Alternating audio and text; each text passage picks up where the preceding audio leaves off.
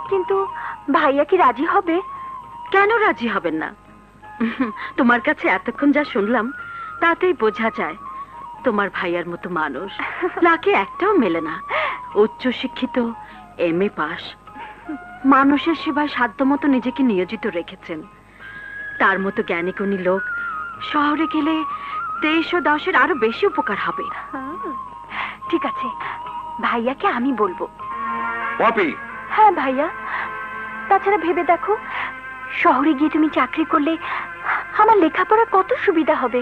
কিন্তু পপি, গরিব দুঃখী মানুষের সেবা করার যে দায়িত্ব আমি নিয়েছি তার। গরিব মানুষ কি শুধু গ্রামেই আছে? পপি তুই। পপি ঠিকই বলেছে। না, বলেনি। বলেছে। আপনি আপনার ক্ষমতাকে, আপনার সৃজনশীলতাকে এক ক্ষুদ্র গণ্ডির ভিতরে আবদ্ধ করে রেখেছেন। What do you mean? আপনি শহরে গেলে এই দেশ, এই সমাজ আপনার দ্বারা আরো অনেক বেশি উপকৃত হবে। না, এই গ্রামের সাথে সম্পর্ক ছিন্ন করে কিছুতেই আমি শহরে যাব না, যেতে পারি না।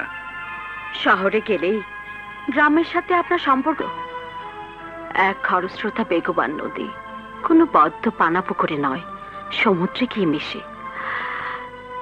এটা তো আপনার অজানা থাকার কথা নয়।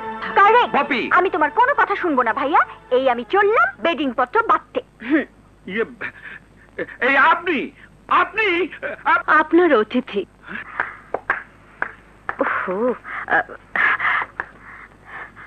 আপনি বসুন, আমি শাড়িটা পাল্টে আপনার গেস্ট রুমটা দেখিয়ে দিয়ে আসবো, প্লিজ। হ্যাঁ। চলো পপি, চলো।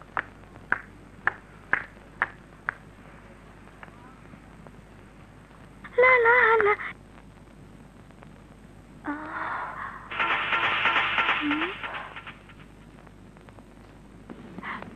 কি হলো আপামনি? ছবিটা কার? আমার ছোট ভাইয়ের। আচ্ছা, আপনি অফিসে গেলে আপনার ভাই বুঝি বাড়িতে থাকে? বাড়িতে থাকবে না তো যাবে কোথায়? কেন, লেখাপড়া করে না? বাবার অনেক টাকা তো, তাই বলে লেখাপড়া করে কি হবে। বুঝলে পপি, ওকে নিয়ে হয়েছে আমার যত জ্বালা।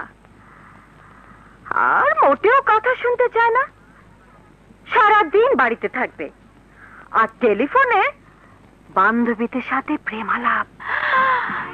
ওনার কতজন বান্ধবী আছে? একদিন টেলিফোন গাইড খুঁজে মোটামুটি ডজন তিনেক মেয়ে টেলিফোন নাম্বার দেখেছি। কিছু মনে করবেন না, আমি কোন ঘরে থাকবো? কেন, শাকিলের পাশের ঘরে?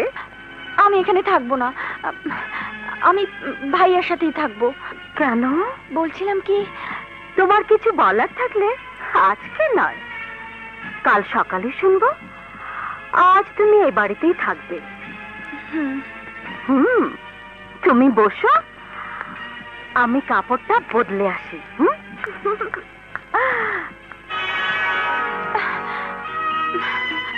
এই শাড়িটা ভাইয়া পছন্দ করে কিনেছে। কি ব্যাপার, শাড়িটা পাল্টালেন না? চলো।